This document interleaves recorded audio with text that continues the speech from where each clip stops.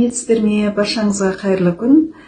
Мен сіздермен өзімнің отзывыммен бөлісе кетейін деп отырмын. 2019 жылдың аяғында маған фиброзно-кистозная мастопатия деген диагноз қойылған болатын. Содан кейін маған жаңағы 6 ай сайын рассасывающий мазьдар беріп, таблеткалар беріп, солай емделіп жүрдім, бірақ нәтижесі соншалықты болған жоқ. Содан кейін менде ізденіс басталды, қандай дәрілерді алып ішсем, қалай емделіп, қалай жазылсам деген. Сөйтіп жүргенде Алланың құдіретімен деп айтайын. Содан кейін Баян ханымның арқасында мен осы компанияға келдім.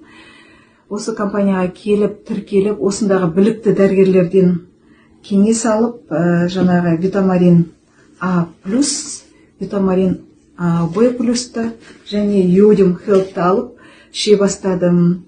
Нәтижесі міне енді керемет, шын айтқанда.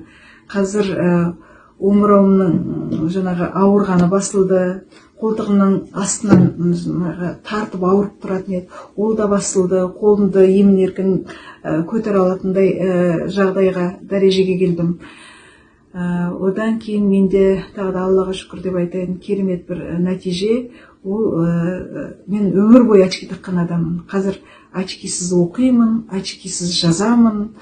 Үйреніп қалғаннан кейін қазір сіздерге де очкимен шығып отырмын. Бірақ енді қуанышымда шек жоқ, шыны керек. Сіздерге де кеңес беремін. Келіңіздер, алыңыздар, ішіңіздер. Содан кейін нәтижесін көресіздер өздеріңіз. Рахмет.